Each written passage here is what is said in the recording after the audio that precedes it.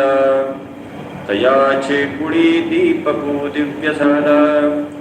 हरी भक्तीला तारी समजता, नमस्कार माझा सद्गुरु एकनाथा. शरण शरण एकनाथा.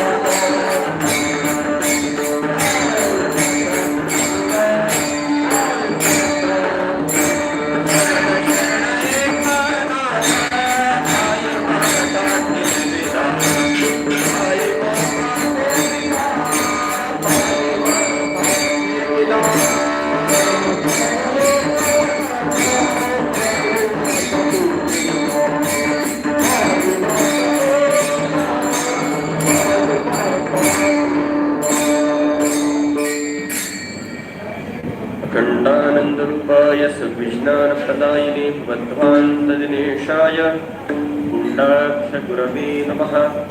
हरिं गुण्डागुरुं चैव नारायणगुरुं तथा महीपतिं च गुण्डाख्यं भानुदासं श्रीगुरुं नमः. नमो सद्गुरु गुण्डिराजा समलहा. प्रार्थना फुल्या एकाता, असे मनमनी वाक पूजेची आस. मुखी बोलवा फुल्या लेकरास. विठ्ठल विठ्ठल.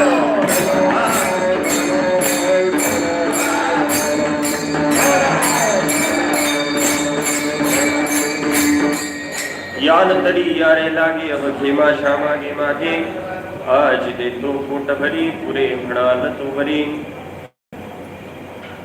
प्रस्तुत प्राप्त प्रसंगी अखिल गुणनिधान अकारण करुणा मरुणालय भक्तवांच्या कल्पतरू रुक्मिणी प्राण संजीवन भगवान पंढरीनाथ परमात्मा सद्गुरु श्री दानोबाराय, जगद्गुरु तुकोबाराय, शांतीब्रह्म श्रीनाथ महाराज आदी सकल संत परंपरेच्या अकारण करुणेने आपल्या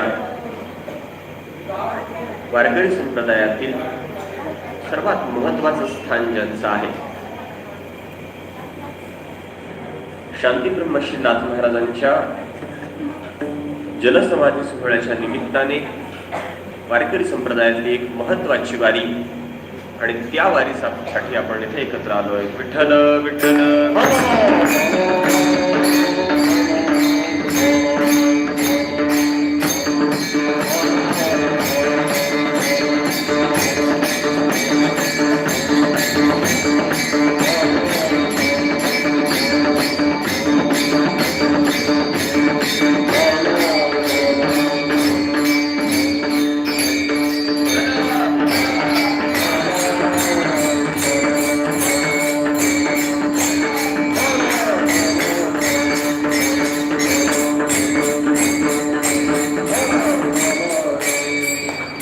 शांतीब्रह्म श्रीनाथ महाराजांच्या वारीसाठी आपण सर्वजण इथे एकत्रित आलेलो आहोत.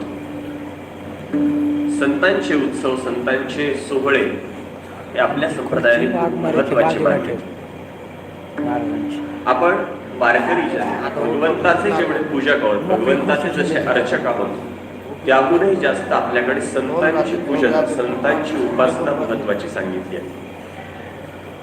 वारकरी संप्रदायाचे नियम जर पाहिले तर वारकरी म्हणून घेणाऱ्यांनी काय करावं असं जर म्हटलं, ज्याला स्वतःला वारकरी म्हणून घ्यायचंय, जो स्वतःच्या नावामागे मी वारकरी आहे असं लावतो, अशा वारकऱ्याला त्याची व्याख्या काय, वारकऱ्याचं लक्षण काय असं जर म्हटलं तर वारीच्या आणि वारकरी संप्रदायाच्या ज्या काही महत्वाच्या वाऱ्या आहेत त्या वाऱ्या जो करतो त्याला वारकरी असं म्हणतात. बाकी वारकरी शब्दाचे काय, काळावर वारकरी वगैरे वगैरे ते वेगवेगळे अर्थ झाले. राहू द्या, कमी राहू द्या, कमी राहू द्या. बाकी वारकरी शब्दाचे जे काही अर्थ करायचे असतील ते वेगवेगळ्या पद्धतीने असतील. मात्र वारकरी संप्रदायामधल्या ज्या मुख्य वाऱ्या जो करतो त्याला वारकरी असं म्हणतात.